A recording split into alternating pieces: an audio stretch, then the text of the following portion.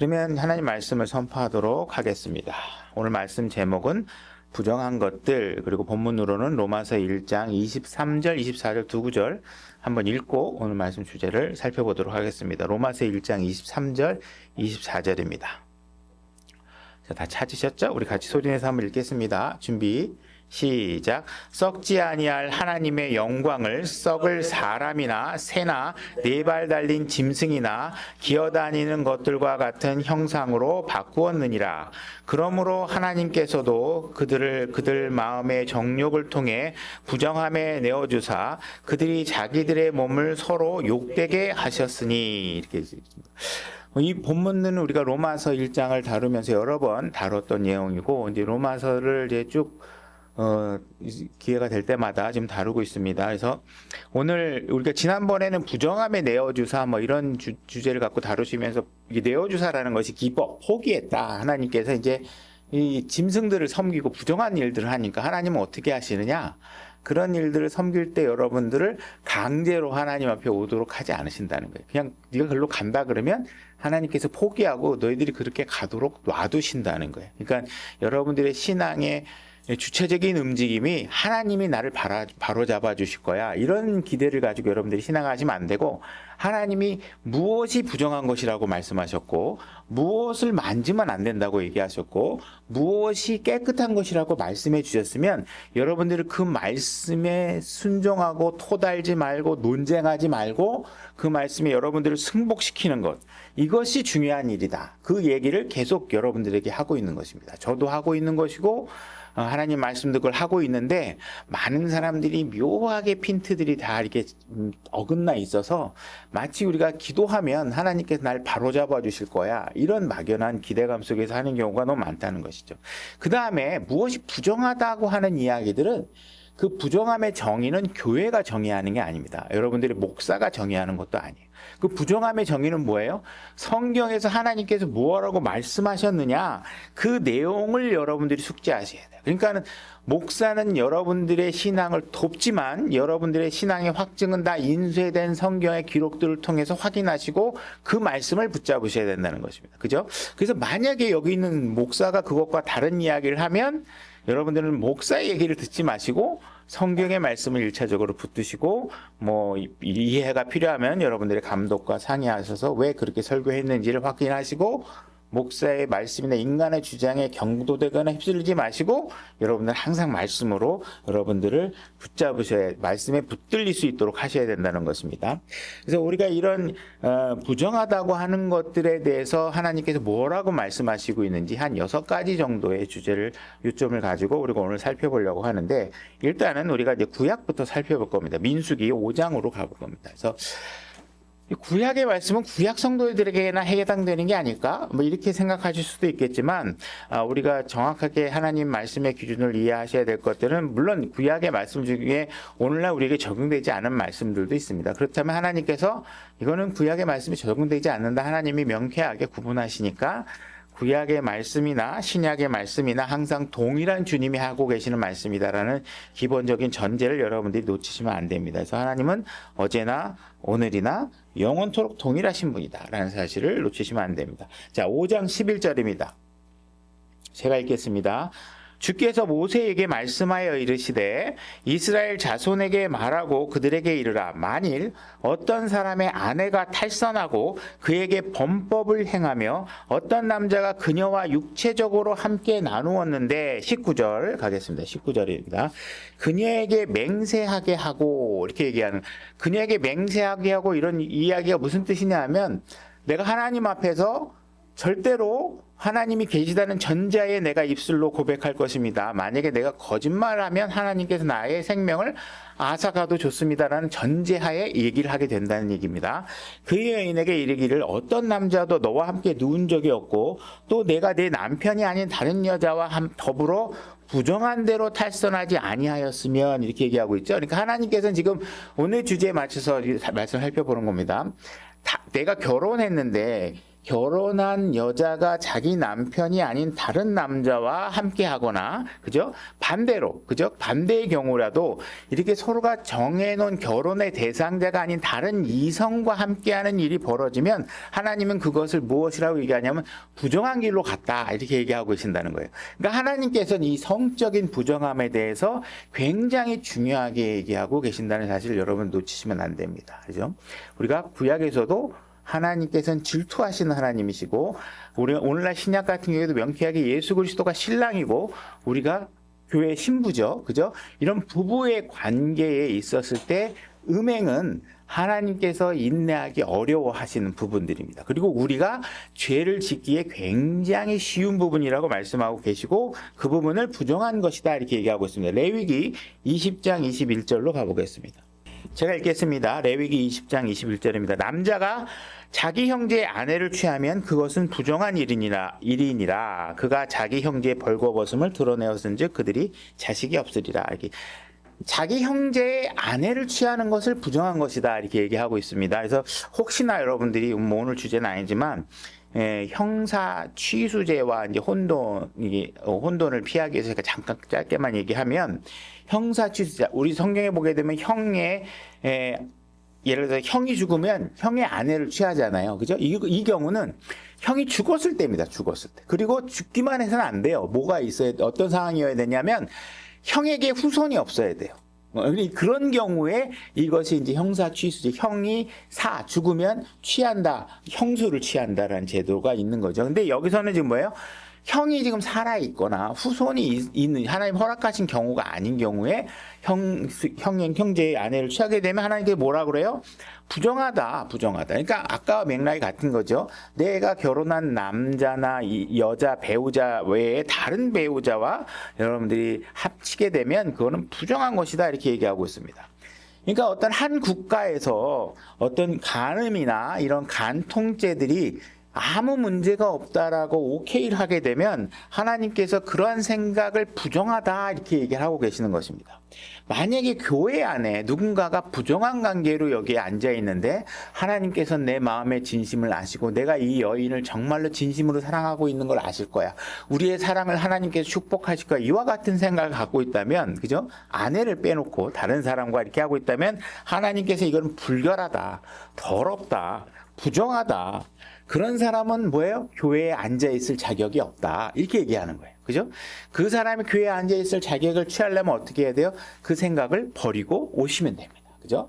그런 일을 했다고 해서 교회에 못 오는 게 아니라 그 일을 한 것을 과거형으로 만들고 돌아서면 되는 거죠. 그 생각이 현재 진행형이라면 이 교회에 앉아있는 것은 부적절하다. 이렇게 하나님께서 얘기하고 계신 것입니다. 자, 신명기 24장으로 가보겠습니다. 자, 제가 읽겠습니다. 남자가 아내를 취하여 그녀와 결혼한 뒤에 그녀에게 어떤 부정함이 있음을 발견하였으므로 그녀가 그의 눈에 호의를 얻지 못하거든 그는 그녀에게 이혼 증서를 써서 그녀의 손에 주고 그녀를 자기 집으로 내보낼 것이 이렇게 얘기하고 있죠. 그러니까 만약에 제 아내가 부정해서 어떤 다른 음행을 했을 경우에, 그죠? 이 음행을 하면 반드시 이혼해야 된다 이게 아니고 이 말씀은 이 부정한 행위를 했는데 그게 남편이 상황적으로 이 아내가 너무나 부당한 상황 속에서 뭔가 잘못된 상황 속에서 이런 부정행위가 일어났거나 예를 든 겁니다. 그 남편이 그걸 내가 선하게 봤어요. 그래서 아내가 뭔가 그 잘못을 후회하고 있고 이 아내가 다시는 그런 일을 할 사람이 아닌 것 같아. 그래서 그 아내를 만약에 내가 받아들일 수 있으면 이혼하시면 안 됩니다. 그게 돼요. 근데 내가 입장에서 이 여자가 다른 남자와 함께 있다는 사실을 상상만 해도 싫어. 너무 내가 못 견디겠어. 이건 하나님께서 우리 연약함을 아시기 때문에 뭐예요? 버리되 그냥 버리면 안 되고 뭐예요? 이혼 증서를 써서 줘라. 그래야 이 여자가 다른 남자와 할 수 있겠죠. 결혼할 수 있겠죠. 그래서 여자가 너무 이혼도 안 해주게 되면 이 여자의 삶이 피폐해지니까 그걸 하라. 근데 또 하나님께서 오늘 주제는 아니지만 금기시 여기는 건 뭐예요? 이 여자가 내가 이혼 증서를 써줘서 다른 남자 결혼했는데 다시 이 여자가 나를 다시 사랑한다고 다시 돌아오면 어떻게 해야 돼요? 절대로 받아들이면 안 됩니다. 그죠? 이게 하나님께서 우리가 왜 안 된다고 했는지 100% 이해는 안 되지만 하나님이 그렇게 말씀하시면 믿고 따르셔야 되는 거예요. 그죠? 그렇게 얘기하고 계시는 겁니다. 그러니까 하나님께서는 지금 뭔가 내가 정상적으로 결혼한 배우자 위에 다른 사람과 함께하는 것을 더러운 행위다. 이것을 시내산에서 하나님께서 모세에게 명령으로 주신 겁니다. 그러니까 이런 이야기들 어느 거 하나도 여러분들이 사소하게 별거 아니라는 식으로 여러분들이 생각하시면 절대 안 된다는 것입니다. 고린도후서 12장으로 가보겠습니다.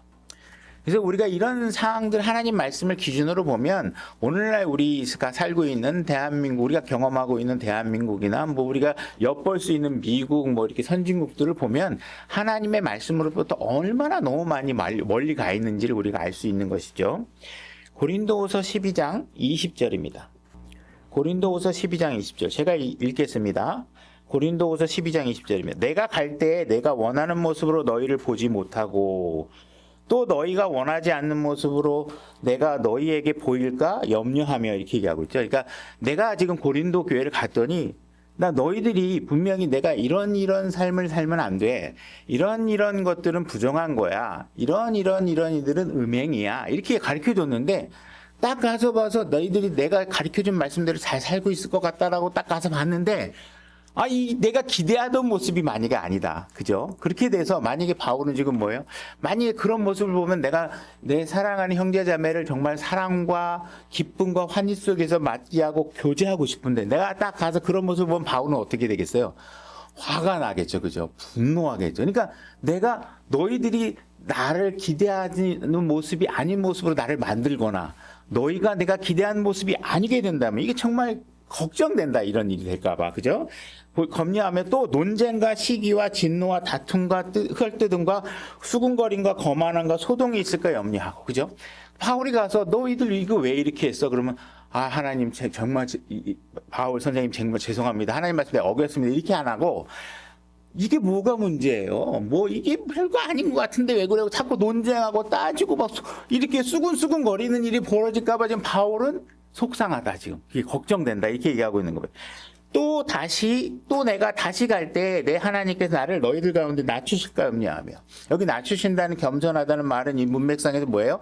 하나님께서 나를 수치스럽게 만들고 내가 이렇게 잘 가르쳐 놨는데 하나님 정말 내가 잘 가르쳤다고 생각했는데 이 사람들이 정말 하나님 말씀의 기준을 따라오지 못하는 걸 보니 내가 뭘 잘못 가르친 게 아닐까 하면서 하나님 앞에 지금 뭔가 수치스러운 모습으로 내가 평가절하되지 않을까 하는 그런 것 때문에 그죠? 걱정하게 되는 상황이죠. 또 이미 죄를 짓고도 자기가 범한 부정한 일과 음행과 세욕을 회개하지 아니한 자들로 인해서 그죠? 그래도 우리가 죄는 짓지만 하나님 앞에 잘못인 건 내가 압니다. 죄송합니다. 잘못했습니다. 다시는 안 하겠습니다. 이렇게 돌아서지 않고 뻔뻔하게 예를 들어서 내가 뭐가 잘못이에요. 이건 뭐 요즘 세상에 이 정도 죄도 안 짓고 사는 사람이 어디 있어요. 만약에 이런 식으로 하게 되면 뭐예요? 바울은 너무 슬플 거라는 거예요. 너무 슬플 거라는 거예요. 내가 너무 가슴이 찢어질 것 같다는 거예요. 그죠? 이런 얘기를 하고 있는 거예요. 그러니까는 하나님께서 지금 모든 성적 무분별함에 대해서 부정하다 하고 얘기하고 있고 바울은 너희 지금 고린도 교회에서 목사가 지금 그런 걸 용납하고 있나 본데 내가 가면 나는 절대로 용납 안 할 거야. 그런 사람 다 내쫓아 버릴 거야. 그건 있을 수 없는 일이야. 이 얘기를 지금 강력하게 지금 바울은 얘기하고 있는 거라는 것입니다. 그래서 만약에 여러분들이 어느 교회에 다니던 그 교회에 갔는데 예를 들어서 정상적인 부부관계가 아니거나 음행을 한 사람을 교회 집사로 세워놓다거나 청년부 교사를 세워놓다거나 이런 일들을 하게 되면 그런 사람들은 어떻다는 게 하나님 바울이 얘기하는 그건 진짜 목사가 아니다.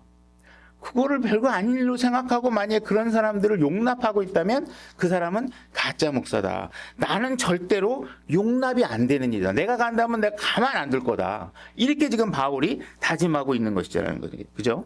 그러니까 오늘날 교회들은 다른 세상은 우리가 어떻게 할 수 없죠. 그죠? 그러나 교회만큼은 하나님께서 뭘 원하세요? 거룩해지길 원한다는 거예요.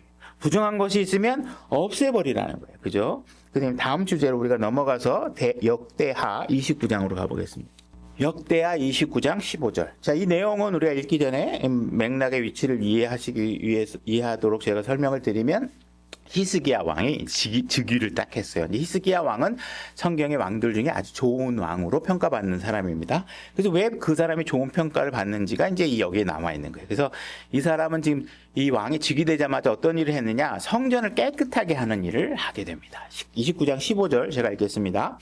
그들이 자기들의 형제들을 모으고 자신을 거룩히 구별한 뒤에 가서 왕이 명령에 따라 주의 말씀들에 의거하여 주의 집을 정결하게 하였더라. 제사장들도 주의 집 내부로 들어가 그곳을 정결하게 하고 지금 구석구석 지금 제사장들이 들어가서 부정한 것들이 있으면 찾아내는 거예요. 주의 성전에서 발견한 부정한 모든 것을 끄집어냅니다.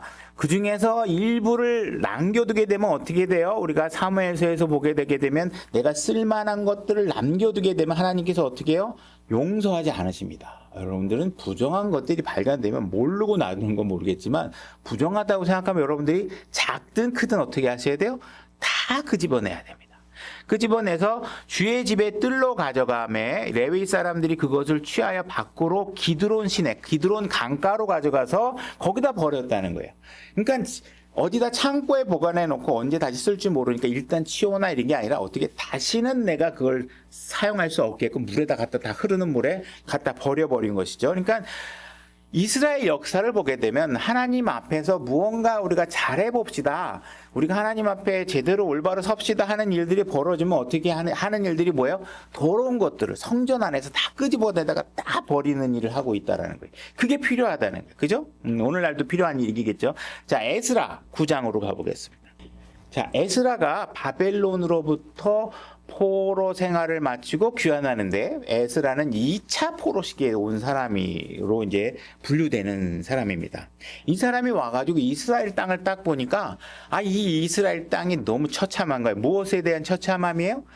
분명히 믿지 않는 사람들과 결혼하지 말라 그랬는데 아들과 딸들을 전부 다 막 이방 여인들과 같이 결혼하고 사위를 얻고 막 이런 상황들이 벌어졌다는 것이죠. 자, 10절, 에스라 9장 10절 제가 읽겠습니다. 오 우리 하나님이여 우리가 주의 명령들을 버렸사오니 이제 이 일들 위에 무슨 말을 하오리까? 그 명령들은 전에 주께서 주의 종 대언자들을 통해 명령하신 것 같이 이르시되 우리가 가서 소유하려는 땅은 그 땅의 백성들의 더러움과 가증한 일들로 말미암아 부정한 땅이니 그죠? 지금 이스라엘 백성들을 가나안 땅으로 데려갈 때 가나안 땅에 대해서 하나님께서 명령하신 게 있다면 뭐냐? 이 가나안 땅은 더러운 땅이다. 부정한 걸로 가득한 땅이다. 그래서 그들이 이 끝에서 저 끝까지 자기들의 부정함으로 그것을 채웠느니라. 12절 그런즉 이제 너희의 딸들을 그들의 아들들에게 주지 말고 또 그들의 딸을 너희의 아들들을 위해 데려오지 말며 그들의 평강과 번영을 영원토록 구하지 말고 그러니까 지금 그들을 이방 여인들과 남자들과 결혼하지 말아라. 그리고 지금 뭘 얘기하고 있냐면 그들이 지금 보니까 이방 사람들이 뭔가 잘 살고 있는 것 같아. 뭔가 그들이 멋지게 사는 것 같아. 그들이 누리고 있는 평강과 이런 번영을 우리 땅에도 좀 허락해 주십시오. 이런 생각을 절대로 갖지 말라요. 그죠? 그러니까 여러분들이 오늘날 교회에서 만약에 세상이 막 누리고 있는 그런 것들이 우리 교회 안에 있었으면 좋겠습니다. 이런 생각 절대로 가지면 안 된다. 우리는 죽었다 깨나도 우리가 집중해야 될 건 뭐예요? 하나님 명령대로 우리가 하고 있는가. 이거를 계속 집중하셔야 된다는 거예요. 그리하면 너희가 강성하여 그렇게 됐을 때 여러분들이 강성해질 수 있다라는 거예요. 여러분들이 세상의 방법으로 뭐 마케팅, 교회 성장론 이렇게 가면서 여러분들이 세상 것들의 번영이 이곳에 오도록 하게 되면 잠시는 좋을지 모르지만 다 망하게 되겠죠. 그러나 하나님 말씀들 할 때 진짜 무너지지 않은 강한 힘이 생기게 된다는 것입니다. 너희가 강성하여 그 땅에 좋은 것을 먹으며 그 땅을 너희 자손들에게 영원토록 상속재산으로 남기리라 하셨나니. 그죠? 그래서 에스라의 관점은 지금 이스라엘 백성들이 이집트에서 건져내서 약속의 땅으로 데려가서 그 약속의 땅은 더러운 것이니까 절대로 그들의 그림이나 종교적 문화나 이런 것들에 영향받지 않고 살았으면 좋겠다. 그죠? 아까는 음행에 관해서 초점에서 얘기했다면 지금 말씀하고 있는 건 뭐예요? 그들의 종교나 문화, 그들의 타락한 문화들에 대해서 거부하고 그들의 영향을 받지 않고 살았으면 좋겠는데 그렇게 사는 방법은 뭐예요? 그것들을 먼저 다 제거하고 나서 우리가 그런 것들을 살아야 된다는 것이죠. 그죠? 그러한 사례를 우리가 하나님의 그런 강력한 의지를 엿볼 수 있는 게 뭐예요? 아간이라는 자가 바벨로니아에 있었던 그 바벨로니아의 좋은 옷과 금과 은 덩어리를 가지고 있었더니 하나님께서 그거 발견하게 하시고 어떻게 했어요? 그 온 집을 다 멸해버리는 일들이 벌어지죠. 하나님은 이런 부정한 문화와 결탁하는 것을 정말 원하지 않으십니다. 그죠? 오늘날 구약처럼 뭐 잘못했다고 해서 바로 하나님께서 여러분들을 치시거나 죽이거나 하시진 않으시겠지만 그런 일들을 구약을 통해서 우리가 배우도록 하고 계시는 것입니다. 그래서 지금 하나님께서는 이스라엘 국가가 타락하면서 하나님의 집인 성전에 들여온 가나안 쓰레기, 바알 쓰레기, 몰렉의 쓰레기, 그리고 이집트 문화의 쓰레기들이 가득 차 있게 되는데 하나님이 백성들이 뭔가 부응을 하게 되고 하나님 앞에 우리 잘해봅시다 하게 되면 그들이 취했던 이야기는 뭐냐? 집을 청소하자, 성전을 청소하자, 그것을 깨끗하게 하자, 이런 일이 함께 일어나고 있다. 그죠? 그러니까 여러분들이 교회가 잘 됐으면 좋겠다. 그러면 여러분들은 뭐에 집중하셔야 돼요? 교회를 정결하게 하자. 이렇게 여러분들은 가지셔야 됩니다. 근데 오늘날 현대 교회 안에 많은 가증한 것들이 들어와 있다라는 거예요. 그죠? 로마 카톨릭 같은 경우에 뭐예요? 화채설 같은 걸 주장해서 마치 그 포도주를 먹으면 그게 예수 그리스도의 진짜 피로 변해서 내가 먹는다. 이런 주장을 한단 말이에요. 그러니까 마치 식인 문화잖아요. 사람 피를 어떻게 마셔요? 그죠? 그래서 이런 뭐 이상한 그런 어떤 제사의 문화들이 들어와서 하게 되고, 그죠? 그건 하나님이 허락하신 문화가 아닌데, 그 다음에 오늘날 특히 대한민국의 특성은 뭐예요? 유교 문화가 이렇게 들어오게 됩니다. 유교 문화게 되면 서열을 타죠. 그죠? 목사, 사모, 예를 들어서 성도들, 평신도, 제사장 이렇게 해가면서 서열화 시키는 일들이 자꾸 벌어지죠. 이런 일들을 같은 경우에 보인다면 하나님께서 뭐예요? 깨끗하게 해라. 그런 문화 없애라. 그죠? 우리는 섬기는 종이다. 이 자세를 항상 취하도록 해라. 이렇게 얘기하고 있습니다. 자, 이사야서 6장 5절로 가보겠습니다. 자, 제가 읽겠습니다. 그때에 내가 이르기를 내게 화가 있도다. 내가 망하게 되었도다. 나는 입술이 부정한 사람이요. 또 입술이 부정한 백성 가운데 거하거니와 내 눈이 곧 왕군의 주를 보았도다 하매. 지금 하나님 앞에 우리가 서게 되면 무엇을 또 지적받게 되느냐? 우리의 입술이 부정하다라는 얘기를 하는 것입니다. 그래서 우리의 언어와 이 어휘가 얼마나 부패하고 타락했는지를 우리가 보게 되는 것이죠. 그래서 요즘은 그래도 이렇게 교육 수준이 그래도 많이 좋아지고 해서, 제가 또 살아가고 있는 연령대가 틀려지니까 또 그러게 됐지만, 제가 어린 나이에 대학생 때만 해도 친구들하고 얘기하면 대화가 욕으로 구성되지 않으면 거치 대화가 아닌 것처럼 막 그렇게 했을 때가 있었어요. 그냥 처음부터 끝까지 그냥 이 쌍욕이 섞어야 친근감이 있다고 생각하는 거죠. 그죠? 친구의 대화라고 생각한 것이죠. 그래서 오늘날도 보게 되면 뭐 어떻게 돼요? 엄마들이 자녀들 앞에서 막 욕하고, 그죠? 자녀들도 엄마 앞에서, 선생님 앞에서 막 욕하고, 이런 일들이 만약에 벌어지고 있다면 이것이 뭐예요? 하나님 앞에서 우리가 부정한 입술을 갖고 있다. 이렇게 얘기하고 있는 거죠. 심지어 그들은 자기가 욕을 하고 있다는 사실조차도 모르면서도 그 말들을 막 쓰게 되는 것이죠. 그러니까 우리 안에 얼마나 더러운 것들과 부정한 것들이 가득 차 있으면 그냥 치기만 하면 막 부정한 것들이, 오물들이 입술에서 튀어나오는 것 같은 현상이 일어난다는 것이죠. 그래서 우리가 이런 일들을 하고 있는 게 우리라는 거예요. 우리는 짜면, 우리 몸을 짜면 뭐예요? 부정한 것이 막 튀어나옵니다. 이제 예레미야 16장으로 레위기 16장으로 가보겠습니다. 레위기 16장. 레위기 16장 앞에 11절부터의 내용이 시작되는 건 뭐냐면 대속죄제, 속죄의 희생 헌물을 드리는 그런 제사의 진행 과정이 드러나는데 11절부터 14절까지는 제사장이 자기 자신과 가족들을 먼저 깨끗하게 하는 일들에 대해서 이게 얘기하게 되면 제사장이 자신을 깨끗하게 하는 일들이 언급되어 있고 그건 시간상 생략하고 15절부터 제가 읽겠습니다. 15절 레위기 16장 15절입니다. 그 뒤에 지금 제사장은 지금 지성소 안에 들어가 있는 거예요. 지성소 안에 들어가 있는데 그 뒤에 그는 또 백성을 위한 죄 헌물의 염소를 잡아 그것의 피를 가지고 휘장 안으로 들어가서 그 수소의 피로 행한 것 같이 그 피로 행하여 긍휼의 자리와 긍휼의 자리 앞에 그것을 뿌릴지니, 그 긍휼의 자리 앞에 있다라는 건 뭐예요? 지성소 안에 들어와 있다는 것이죠.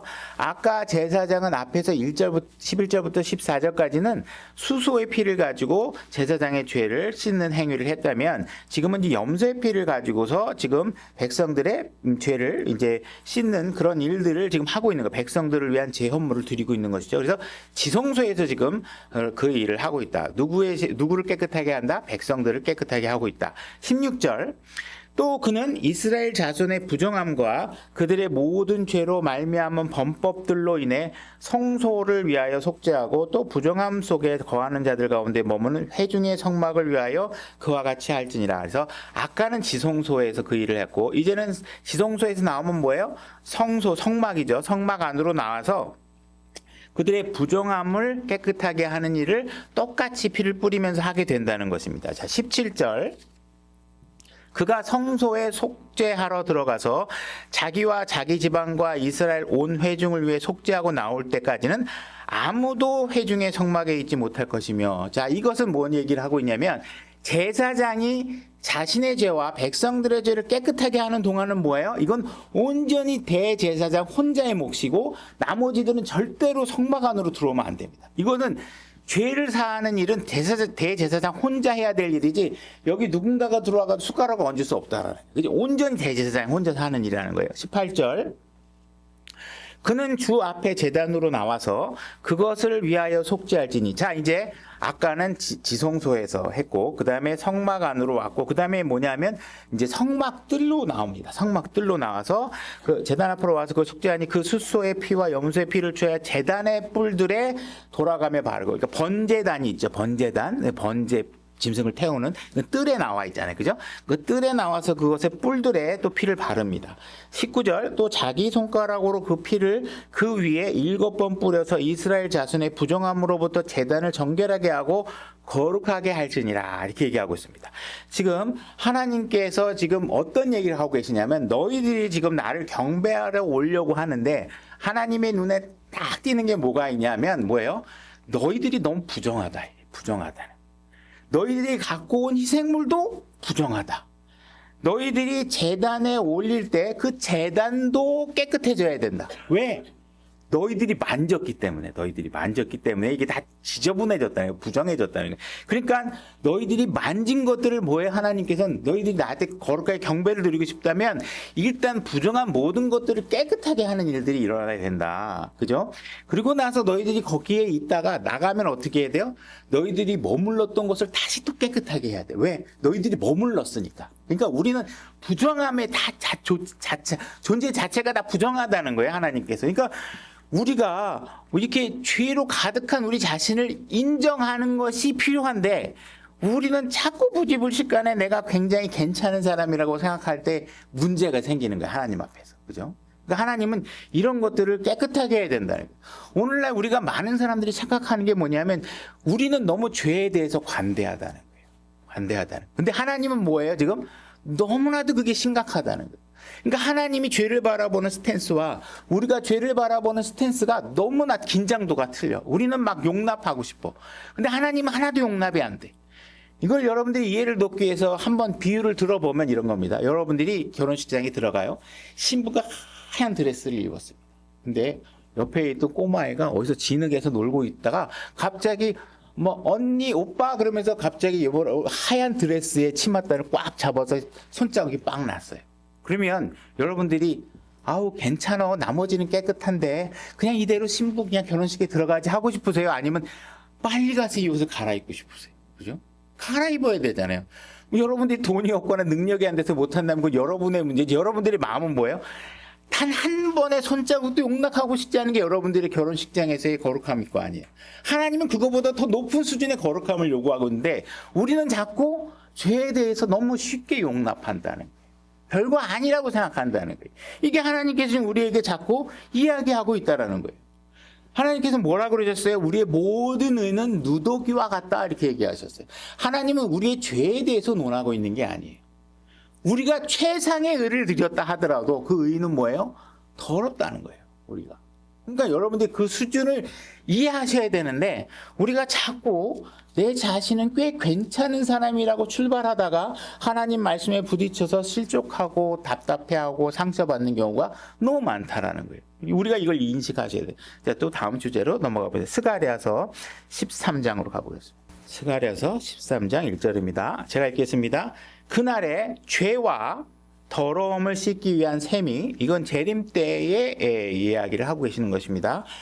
다윗의 집과 예루살렘의 거주민들을 위해 열리리라. 만군의 주가 말하노라. 그날에 내가 우상들의 이름을 그 땅에서 끊어 그것들을 더 이상 기억되지 못하게 하며 또 대언자들과 부정한 영을 그 땅에서 사라지게 하리라. 자, 하나님께서, 예수님께서 이 땅에 다시 오시게 되면 이 땅의 모든 것을 청소하는데, 여기서 주목해야 될 표현들은 무엇이냐면 그분께서는 우상을 섬기는 것들을 그저 없애버리는데, 거기에 지금 더해서 뭐라고 얘기하고 있냐면 우상을 섬기려고 만들고 그걸 부추기고 있는 부정한 영에 대해서도 하나님께서 제거해 버리시겠다, 이 얘기를 하고 있는 것입니다. 그죠? 사람들이 나무를 심고 거기에 우상을 만들고 거기에 절을 하고 하게 하는 것들은 그렇게 하도록 만드는 뭔가 배후의 영적인 세계의 실체가 있다. 그래서 예수님께서 이 땅에 오시게 되면 그런 행위나 존재만 없애는 게 아니라 그런 분위기를 조성하게 만드는 그런 영적인 실체들을 제거해 버릴 것이다, 이 얘기를 하고 있는 것입니다. 그러니까 우리는 성령님의 충만해서 성령님의 통제로 이 땅을 살아가야 되는데, 우리가 그런 일을 못하게 될 경우에 어떻게 돼요? 부정한 영의 실체가 이끌고 속이고 있는 분위기에 우리가 휩싸여서 우리가 그런 일들을 행하게 되는 경우가 있으니까 주의해야 된다. 그러니까 우리는 주의할 수 있는 마음은 뭐예요? 어떤 것이 부정한 것인가 이런 거 막 일일이 하기보다는 성령님께 여러분들을 맡기고 그분의 말씀에 여러분들을 집중시키는 것이 필요하다는 것이죠. 오늘날 우리가 랩 가사 같은 걸 보세요. 오늘 대중문화를 한번 보시죠. 대중문화를 보게 되면 랩 가사 이런 거 보게 되면 성희롱 가사와 그냥 욕설과 이런 것들이 가득합니다. 한쪽에서는 여성의 성적 대상화를 혐오하고 그래서는 안 된다고 얘기하고 있는데, 사회 한쪽 다른 곳을 보면 그 노래 가사나 이런 것들을 보면 다 성적 대상, 여성을 성적으로 희롱하는 대사들이 가득 넘쳐납니다. 오늘날 유튜브의 쇼츠 같은 걸 보세요. 여성들이 노출이 심한 몸매로 그냥 춤 동작을 하고 여러 가지 하는 거, 그리고 음담 패설하고 있는 것들, 그죠? 이런 것들이 막 쇼츠가 조회수가 높아져가지고 막 여러 가지 여러분들이 눈에까지 오게 되는 이런 일들이 벌어지게 된다는 것입니다. 그래서 하나님께서는 재림하실 때 이런 부정한 영, 이런 문화들을 만들어내고 있는 것들을 전부 다 제거하시겠다, 이렇게 얘기하고 있는 것입니다. 그래서 우리가 거룩한 영에 우리가 임성에 귀를 기울이고 여러분들이 사실 수 있어야 이런 부정한 것들로부터 여러분들을 지키실 수 있다, 이렇게 말씀하시는 것입니다. 우리가 로마서 1장의 상태들을 계속 우리가 공부해보고 있는데, 그런 상태를 보게 되면 사람들이 점점 부정한 영들에 휩싸이게 되면 분별력이 사라지게 되죠. 그래서 만약에 오늘날 같은 여인들의 옷차림이 100년 전에만 만약에 우리가 그렇게 입고 다녔다면 아마 경찰에 잡혀가거나 뭐 이렇게 끌려가거나 하는 일들이 벌어지고, 그거에 대해서 누구도 이상한 일이라고 생각하지 않으셨을 거예요. 근데 오늘날은 어때요? 오히려 드러내고 패셔너블하다는 이름하에 그냥 노출이 심한 옷을 입으면 눈이 가면서 멋있어, 세련됐는데 저 여자. 그런데 어떤 사람이 막 긴 치마를 입고 소매 끝까지 다 가리고 성경책을 끼고 다니고 있으면 어떻게 돼요? 저 여자 왜 이래? 막 이렇게 오히려 하나님 명령대로 정숙하게 사는 여자가 이상해 보이고, 하나님의 말씀에 어긋나서 막 노출이 심하고 세련되게 우리는 범법에 부정한 옷을 입고 다니면 그걸 멋있게 보인다는 거죠. 그러니까 우리는 자꾸 부정한 것에 뭐예요? 매력을 느낍니다. 매력을 느껴요. 그죠? 이따가 또 말씀드리겠지만, 그래서 우리가 이런 일들에 주의해라. 하나님께서 이 땅에 오시면 이런 것들을 다 제거할 것이다, 이렇게 얘기하고 있습니다. 자, 또 다음 주제로 한번 넘어가서 마가복음 1장 23절로 가보겠습니다. 그들의 회당에 부정한 영이 들린 사람이 있었더라. 자, 부정한 영이 어디에 지금 있다고요? 회당 안에. 그죠? 물론 이 회당은 오늘날 교회와는 같지 않습니다. 그러니까 여러분들이 이게 여기 깊게 설명할 건 아니지만, 여기에 회당에 대한 개념은 여러분들이 그냥 오늘날 지역교회로 이해하십니다. 영적인 교회 말고 여기 지역교회, 이렇게 물리적인 교회 안에는 구원받은 사람도 있고 구원받지 않은 사람도 있고 그죠? 이렇게 있겠죠. 이런 회당이라고 이해하시면 될 거예요. 이런 회당 안에 술집이나 부정한 영이 들린 사람이 뭐 술집이나 클럽이나 뭐 이런 데 있을 것 같은데 뭐예요? 이런 교회 안에 지역교회 안에 그죠? 회당 안에도 있을 수 있다라는 사실을 우리가 알 수 있는 것이죠. 24절 이르되 나사렛 예수님이여 우리를 홀로 두소서 우리가 당신과 무슨 상관이 있나이까 우리를 멸하러 오셨나이까 나는 당신이 누구신 줄 아노니 하나님의 거룩하신 이신이다 하매 예수님께서 그를 꾸짖어 이르시되 잠잠하고 그에게서 나오라 하시니 그 부정한 영이 그 사람을 쥐어뜯고 큰 소리를 지르며 그에게서 나옴으로 이렇게 얘기하고 있죠. 자, 부정한 영이 들인 사람이 회당 안에 있습니다. 그러면 예수님은 지금 뭘 하라고 우리에게 보여주고 계세요? 꾸짖어라. 그죠? 그를 사랑해라. 이렇게 되어 있지 않습니다. 그들을 용납해라. 이렇게 되어 있지 않습니다. 하시는 일은 뭐예요? 꾸짖어야 됩니다. 꾸짖으니까 어떻게 됐어요? 부정한 영이 나오죠. 그죠? 하나님께서 꾸짖지 아니하시면 절대로 그런 일들이 벌어지지 않습니다. 여러분들이 그 부정한 영을 옆에 용납하시면 안 된다는 거죠. 그죠? 그들이 나올 때 어떤 일이 벌어집니까? 그 부정한 양이 들린 사람을 어떻게 해요? 쥐어뜯어요. 다시 말해서 몸을 자해하는 일들을 하게 됩니다. 부정한 영이 들은 일이 벌어지는 것이죠. 그들이 다 놀라며 자기들끼리 물어 이르되 그것이 무슨 일이냐? 이것이 무슨 새로운 교리냐? 그가 권위를 가지고 심지어 부정한 영들에게 명령하니 그들이 그에게 순종하는도다 하니라. 이렇게 얘기하고 있습니다. 그렇죠? 이 부정한 영이 들린 사람의 특징이 뭐냐? 자기를 해한다는 거예요. 자기 몸을 괴롭힌다는 거예요. 그죠? 자, 마가복음 5장 1절로 가보겠습니다. 5장 1절. 그들이 바다 저편으로 가서 가다라 사람들의 지방으로 들어가니라. 그분께서 배에서 오르셨을 때 부정한 영 들린 사람이 즉시 무덤들 속에서 나와 그분을 만나니라. 이 사람은 무덤들 가운데 거하는데 아무도 그를 사슬로도 묶고 결코 묶을 수 없었으니 이렇게 돼 있죠. 자, 부정한 영이 들린 사람의 특징이 뭐냐 하면 정상적인 가정생활이 되지 않습니다. 이 사람들은 다 어떻게 돼요? 돈도 없고 직업도 제대로 없고 직장생활도 견디지 못해서 뛰쳐나오고 그래서 그가 가는 곳은 어디예요? 죽음의 냄새가 나는 무덤으로 가게 되는 것입니다. 그죠? 부정한 영이 들린 사람은 그 영의 본성이 뭐냐? 어둠으로 찾아 들어가는 거예요. 그죠? 죽은 자들의 냄새를 맡는 거예요. 그죠? 죽은 자들과 같이 있는 것에 매료되는 거예요. 그죠? 죽은 사람들이 뭔가 하는 일들의 매력을 느끼고 거기서 추종하게 되고 직장도 안 다니고 그죠? 막 그냥 여행만 다니고 뭐 이러면서 자기의 삶을 막 내려놓는 겁니다. 그죠? 그런 사람들은 어떻게 해요? 자꾸 돌아다니지 말고 좀 직장 생활 좀 해라 그러면 말 안 듣습니다. 묶어 놓을 수가 없어요. 그죠? 막 돌아다닙니다. 그죠? 뭔가 정상적인 생활이 안 됩니다. 부정한 영이 들린 사람들은 누구의 명령도 따르지 않고 그냥 어둠과 쾌락 속으로 빨려 들어가게 됩니다. 이런 사람이 부정한 영이 들린 사람이 특징이죠. 4절.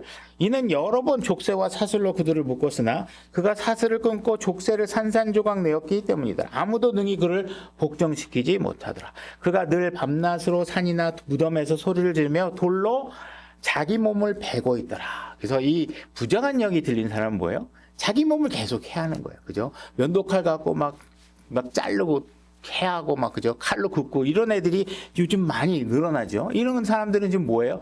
부정한 영에 사로잡혀 있기 때문에 그렇다는 것입니다. 자, 이 상황과 우리가 비교해 보기 위해서 에베소서 5장 29절로 가보겠습니다. 제가 읽겠습니다. 지금까지 아무도 자기 육체를 미워한 적이 없고 오히려 그것을 양육하고 소중히 여기기를 주께서 교회에게 하신 것 같이 하나니. 자, 주님께서 하신 일. 다시 말해서 건전하고 정상적인 영에 사로잡힌 사람은 어떤 반응을 갖고 있냐? 자기 몸이 다치는 걸 싫어합니다. 그죠? 자기 몸이 해를 입는 걸 싫어하죠. 자기 몸을 보호하고 싶어 합니다. 근데 이런 사람들이 부정한 영에 휩싸이게 되면 어떻게 해요? 머리에다 카메라 대려들고 윙슈트 하나 입고 그냥 계곡에서 뛰쳐내립니다. 그죠? 그래갖고 조회수 올리고 그래갖고 유명 스타가 되기 위해서 그냥 자기 목숨이 그냥 떨어져 잘못 죽으면 그냥 죽는 거예요. 그죠? 이게 무슨 앞에 안전망이 있는 것도 아닌데 사람들은 그런 일들을 막 하게 되죠. 다치는 거에 두려워하지 않습니다. 이런 것들은 하나님께서 보시기에 뭐예요? 부정한 영에 들려있다. 뭔가 정상적이라면 저럴 수 없는데 뭔가 지금 잘못된 상황에 놓여 있다 이렇게 얘기하고 있는 것이죠. 우리의 몸은 주님의 전입니다. 그죠? 그분께서 머무는 전이기 때문에 여러분들의 몸을 정결하고 깨끗하게 가꾸고 관리할 필요가 있는 것이죠. 이것이 예수님께서 보여준 모습이고 우리가 정상적인 사람이라면 자기 몸을 해하지 않는다고 하나님께서 얘기하고 있는 것입니다. 그래서 부정한 영으로 여러분들이 몸을 해하는 일들을 하지 않아야 된다. 그것이 정상이다. 이렇게 얘기하고 있는 것입니다. 자, 그리고 다음 주제로 넘어가서 고린도전서 7장 13절로 가보겠습니다. 그래서 예수님께서는 그래도 부정한 영에게 명령하시고 꾸짖고 그것이 나와서 정상적인 상태로 돌아오게 하시는 것입니다. 이 일을 하실 수 있는 분은 예수 그리스도뿐이 안 계십니다. 그래서 여러분들이 하나님 말씀으로 여러분들을 정상적으로 돌려놓으셔야 됩니다. 고린도전서 7장 13절. 고린도전서 7장 13절. 제가 읽겠습니다. 또한 여자에게 믿지 않는 남편이 있는데 그가 그녀와 함께 살기를 기뻐하거든 그녀는 그를 버리지 말라. 그러나 나머지 사람들에게는 주가 아니라 내가 말하노니 만일 어떤 형제에게 믿지 않는 아내가 있는데 그녀가 그와 함께 살기를 기뻐하거든 그는 그녀를 버리지 말지니라. 이제 이 내용이 무슨 전에도 얘기하셔서 설교를 기억하시겠지만 구원받은 남자가 만약에 구원받지 않은 아내와 살고 있다거나 구원받은 여자가 구원받지 않은 남편과 살고 있을 경우에 그죠? 적어도 두 사람 중에 한 사람이라도 구원을 받았다면 되도록이면 이혼하지 말라는 거예요. 왜? 그들에게 자녀가 있을 것이고 자녀들이 하나님의 말씀을 영향을 받고 성장할 수 있는 기회는 뭐예요? 그 중에 한 사람이라도 구원받은 사람이 있어야 하나님의 거룩한 영을 전달받을 수 있을 거 아니에요. 그렇지 않으면 세상의 기준으로 그 아이는 자랄 수밖에 없겠죠. 다 믿지 않는 부모들 밑에서. 그죠? 14절 믿지 않는 남편은 아내로 말미암아 거룩히 구별되고 믿지 않는 아내는 남편으로 말미암아 거룩히 구별되었나니 그렇지 않으면 너희 자녀들도 부정하였을 터이나 이제 그들이 거룩하니라. 그래서 우리가 서로 배우자에게 믿음의 기회도 주어질 수 있는 거룩한 기회가 주어지겠지만 자녀들에게 이런 부정함으로부터 지켜낼 수 있는 방파제 역할을 부모가 할 수 있다. 자녀들은 어때요? 여러분들도 마찬가지고 다 성장해 보셨지만 부정한 것들일수록 매력이 갑니다. 그죠? 그래서 이 자녀들이 부모의 신앙으로 그들을 영향을 미치고 그들을 보호하지 않으면 이 자녀들은 어떻게 해요? 자꾸 부정한 것들의 매력을 느끼고 부정한 것들로 치달아가게 된다는 것입니다. 이런 자녀들을 여러분들이 잘 지키려면 어떻게 하셔야 돼요? 부모들의 신앙이 올바라야 되고 그 부모들은 또 어떻게 하셔야 돼요? 교회 안에서 목사나 말씀을 가르치는 사람이 권위를 잃지 않고 자녀들을 훈육할 수 있도록 그들을 같이 존중해 줄 필요가 있는 것이죠. 만약에 여러분들이 목사나 이런 사람들을 주일학교 선생님을 막 경시하고 같이 자녀들 앞에서 비난하게 되면 그들은 여러분들의 자녀를 지켜서 거룩하게 지켜줄 수 있는 힘과 권위를 다 같이 함께 상실하게 되니까 여러분들의 유익으로 돌아가지 않겠죠. 그죠? 그래서 아버지, 엄마가 이런 일들을 아이들이 수렁으로, 죄의 수렁으로, 부정함으로 빠지는 것들을 보호할 수 있다. 너희들이 적어도 그 부부 중에 한 사람은 믿는 사람이라면 이 자녀를 걱정해서라도 그 부부 관계가 유지될 수 있도록 해야 된다. 그러니까 부부 관계는요, 여러분들이 잘 이해하셔야 됩니다. 내가 좋아야 살고, 내가 미우면 안 살고, 이런 개념이 아니라 주님께서 주신 규칙 아래서 우리가 어떻게 주님께서 기뻐하는 일을 삶을 살아낼 것인가에 관심을 가지셔야 돼요. 하나님, 나 이런 사람이랑 못 살겠어요. 이게 아니라 살라고 하시면 정말 어려움이 있겠지만 주님의 말씀 믿고 살겠습니다 하는 식의 여러분들의 결단이 필요한 겁니다. 하나님 말씀에 토를 달지 않는 신앙이 여러분들이 되는 것이 유익하겠죠. 그죠?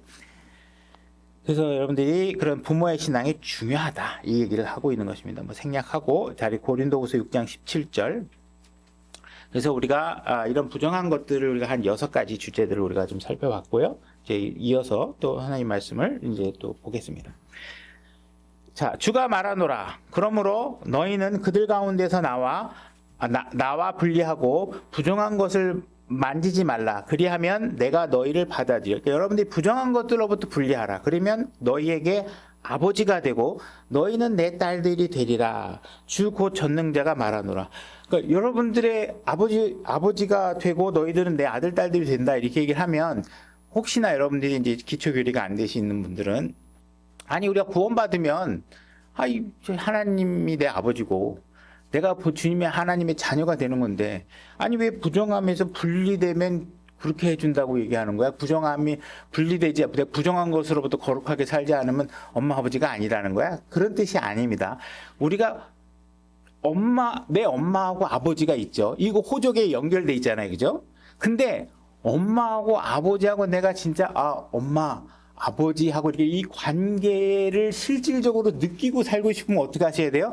여러분들이 엄마 아버지를 존중하는 상태가 돼야 여러분들이 엄마 고마워, 엄마 나 이런 어려움이 있는데 엄마 좀 도와줘, 이런 얘기를 하려면 어떻게 해야 돼요? 여러분들이 그분과 이야기할 수 있는 거룩함과 깨끗함이 있어야 아버지 앞에 나가서 편하게 얘기할 수 있잖아요. 근데 여러분들이 아버지가 시키는 거 안 하고 아버지가 시키는 거 제대로 안 하면 호적은 맞아요. 아버지 아들이 맞아.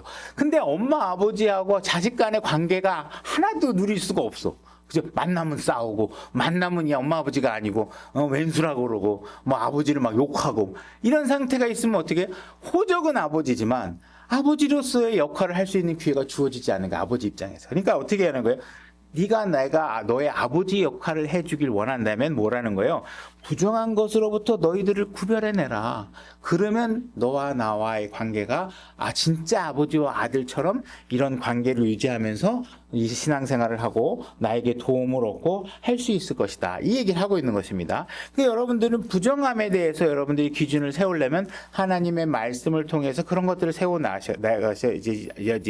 만약에 여러분들이 무슨 인문학 강사나 그죠? 자녀들을 어떻게 기르는 게 좋은가? 막 이런 강사들 얘기 들으면서 그래 자녀들한테 이렇게 하지 말아야지 저렇게 하지 말아야지. 그래서 그걸 마치 성경의 대안이 될 수 있다고 여러분들이 생각하면 뭐예요?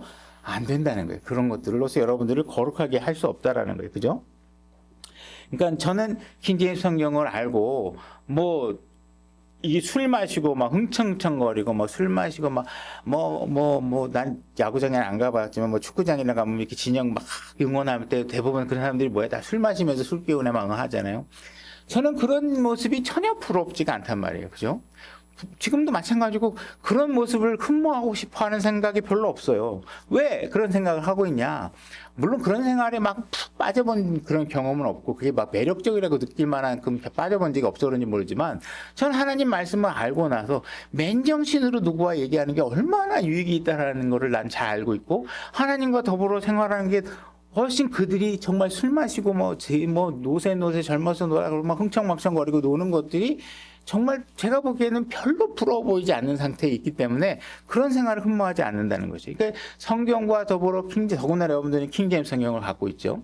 이런 성경을 통해서 여러분들이 지금 누리고 있는 삶이 과거의 어떤 삶, 부정함으로 사는 삶보다 훨씬 뛰어난지를 난 알고 있기 때문에 거기에 대한 흠모가 없다는 것이죠. 그러니까 저는 지금도 여기 앉아 계시지만 여러분들도 저하고는 이 교회를 통해서 만나기 전에는 남남이었던 사람이지만 제가 이 설교를 하는 동안에 여러분들이 듣는 설교를 제 며느리가 듣고 있고 제 손녀딸이 듣고 있는 것이죠. 그죠? 이 일이 너무나도 좋은 일이기 때문에 너무나도 거룩함 속에 사는 게 너무나도 값진 일이기 때문에 여러분들 입장에서는 제가 제 사랑하는 손녀딸이 듣고 자라기를 원하는 그 설교 내용을 동일하게 여러분들에게도 설교하고 있는 것이라는 거죠. 이것이 얼마나 값진 일이고 축복된 일인지, 교회 안에서 사는 삶이 그분과 함께 더불어 사는 삶이 얼마나 값진 일인지를 여러분들이 아실 필요가 있다는 것이죠. 그죠? 그래서 여러분들도 그리스도 안에 축복된 삶을 충분히 누리시고 그 거룩함에서 기쁨을 만끽하는 성도로서 함께 하기를 원합니다. 오늘 말씀 여기까지 하겠습니다.